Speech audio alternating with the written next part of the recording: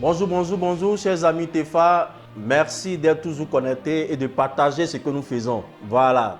Et nous sommes dans notre rubrique Des voix de vérité. Ce matin, je me propose de parler de l'endettement. Oui, endettement là. Les chiffres sont là. Je me propose de parler de cela. Je me propose aussi de parler de l'école, le système éducatif. Nous sommes avant-dernier, sinon dernier de la sous-région en matière d'école. Je me propose également de commenter la décision de l'Union européenne qui va rentrer en œuvre en juin. Également la cherté de la vie, chers Ivoiriens, chers TEFA, tout ceci là.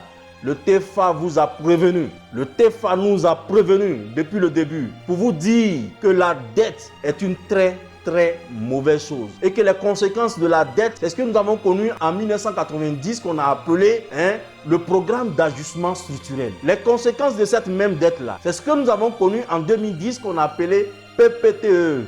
Programme pays pauvres et très endettés. Et ce programme-là, je l'ai dit, allait tripler, quadrupler notre dette. Et cela allait nous entraîner vers le chaos à tous les niveaux. Et je pense que nous sommes sur cette voie-là. Chers Ivoiriens, vous qui nous suivez, partagez ce que nous disons. Parce que nous, ce que nous faisons ici, c'est pour la nation de Côte d'Ivoire. C'est pour nos enfants demain. Nous ne devons pas laisser cette Côte d'Ivoire entre les mains des politiciens pour qu'ils foutent cette Côte d'Ivoire en l'air. Parce que les conséquences de cela, c'est nous tous qui payons. Voilà, c'est nous tous qui payons. D'ailleurs même, est-ce que vous avez vu un politicien qui a son enfant ici? Non, leurs enfants sont ailleurs. Voilà, sinon si le système éducatif ne va pas du tout, ils s'en foutent. Voilà, la preuve, nous-mêmes, notre propre ministre dit devant les antennes de Côte d'Ivoire que ses enfants sont aux États-Unis. Celle même qui nous doit nous donner l'école. L'école à nos enfants dit que ces enfants sont aux États-Unis pour leur école. Et ça ne meut personne. C'est normal. Vous avez observé, vous n'avez rien dit. Alors ne venez pas dire qu'aujourd'hui nous sommes derniers dans l'école et que nos enfants ne savent plus lire. 80% de nos enfants n'arrivent pas à lire. Quand ils atteignent même le niveau de 6e, ils ne savent pas lire un mot. Même une seule phrase, ils ne peuvent pas. Alors, quelle école vous voulez? Quelle école vous voulez? Tout ceci commence toujours par un endettement. En 2000, ils ont jugé qu'avec 6 000 milliards de dettes, on était trop endettés. Et quand Gbagbo était là, 6 300 milliards. Ils ont dit qu'on était trop endettés. C'est pour cela qu'ils nous ont imposé le PPTE. Le PPTE, allez voir mes anciennes vidéos. Vous saurez ce que c'est que le PPTE. Et ce PPTE-là a annulé 4 000 et quelques milliards sur les 6 000. Donc il nous est resté 2 000 milliards de dettes. Mais aujourd'hui, les chiffres sont là. Nous sommes à 16 000 milliards de dettes. 16 000 milliards de dettes. Alors, ne venez pas me dire que la vie est chère. C'est les conséquences de la dette. La vie va être chère. L'école sera détruite. Et puis, ce que vous espérez là, vous n'allez pas avoir. Et nous allons continuer de souffrir. Et le chômage va flamber. C'est ça qui est la vérité. Voilà. Donc nous, au TEFA, on éveille les consciences. Et on vous dit qu'il y a une seule voie pour éviter la dette et l'endettement. On vous dit qu'il existe une solution pour que nos États ne soient pas obligés d'aller s'endetter pour faire route, d'aller s'endetter pour faire école, d'aller s'endetter pour ses citoyens. Et cette solution-là, vous la connaissez, vous la savez. C'est la VNC, la vision nationale commune que nous prenons depuis toujours. Chers Ivoiriens, je n'ai pas envie d'avoir raison. Je ne suis pas un prophète. Je ne veux même pas être un prophète. Alors, réveillons-nous. Réveillons-nous parce que cette semaine, les informations que j'ai obtenues, les informations que j'ai, c'est très grave. Le système éducatif ivoirien est avant-dernier de la sous-région. Niger, devant nous. Mauritanie, devant nous. Sénégal, on ne parle pas, et ils sont surclassés. Bénin, ils sont surclassés. Et nous, avant-dernier devant Burundi. Pourquoi? Ne dit-on pas que l'école, c'est l'avenir d'un pays? Ne dit-on pas que la jeunesse, c'est l'avenir d'une nation? Pourquoi acceptons-nous sans parler qu'on détruise notre avenir? Chers Ivoiriens, c'est très grave. En plus de cela, l'Union européenne, notre premier créancier, c'est-à-dire celui qui nous prête plus d'argent, c'est celui-là même aussi qui paye beaucoup plus notre cacao parce que c'est notre premier consommateur de notre cacao. L'Union européenne achète 60% de tout notre cacao. L'Union européenne nous permet donc de vendre notre cacao, même si le prix n'est pas bon, mais quand même ce cacao-là sortait un peu.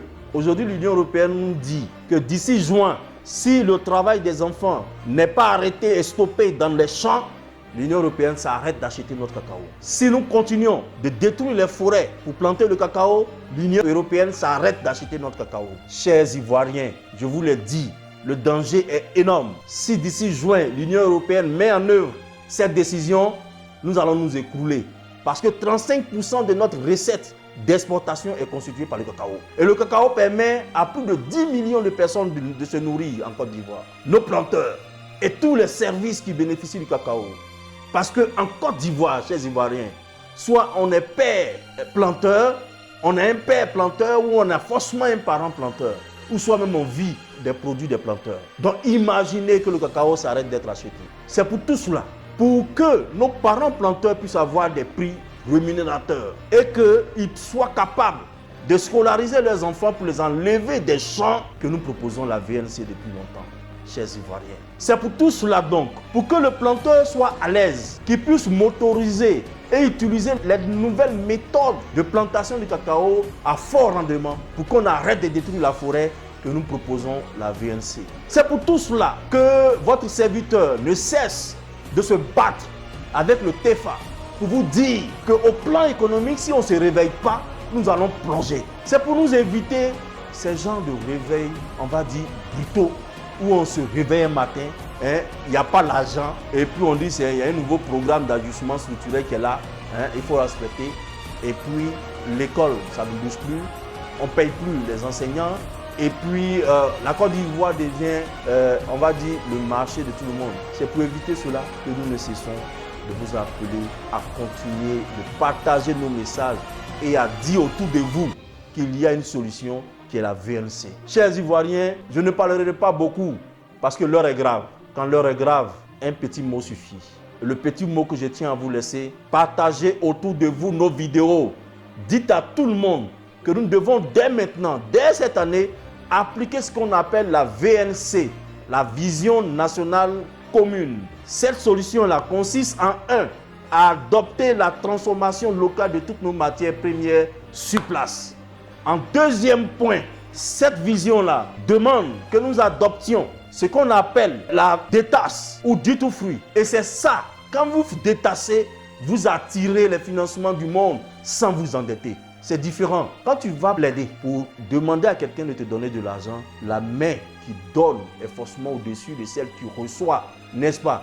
Mais quand tu ne demandes rien et que tu rends ton pays clean, tu arranges ton système fiscal et que cela les attire, tu as demandé l'argent à quelqu'un. La personne est venue mettre l'argent dans ta main.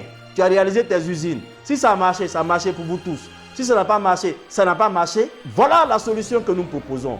Et c'est ce que Dubaï fait. Et c'est ce que Singapour fait. Et c'est ce que Malaisie fait. Et puis nous, on voit les préservatifs fabriqués par Malaisie là. On les utilise tous les jours. On voit dessus Made in Malaysia. Et ça nous plaît. Pourquoi ne pas adopter ça chez Ivoiriens? À rester à la maison et observer venir les choses est suicidaire. Je pense que le moment est venu pour que vous puissiez passer le message autour de vous. D'ailleurs, je lance un challenge. Toi qui me vois là, partage à 5 personnes et prouve-le-moi. Simplement ça. Parce que le message que je suis en train de porter, c'est un message pour toute la nation de Côte d'Ivoire. Voilà. Si vous n'avez plus envie de revivre ce qu'on a vécu en 90, qui a fait que nos parents, d'autres sont morts, d'autres sont suicidés, où la vie est devenue difficile, où l'école est devenue autre chose, où nous avons connu la grève, nous avons connu même l'année blanche. Si nous n'avons pas véritablement envie de revivre ça, que tu sois fonctionnaire, que tu sois élève, que tu sois étudiant, que tu sois, je ne sais pas, un travailleur au privé ou bien même dans des banques, il faut que nous tous, nous puissions passer ce message, vendre le projet de TEFA qui est la VNC autour de nous, pour que cela soit adopté et accompli en cette année même pour nous sortir de ce danger. Sinon, dès juin, l'Union européenne mettra en œuvre ces menaces. Et si ces menaces sont mises en œuvre, ça sera catastrophique. Ça sera catastrophique. Voilà. Et ils sont en train de courir pour faire des élections, là où le danger économique plane sur nous. Mais toi, ce qui est bon pour toi, là, il faut courir pour faire sa campagne.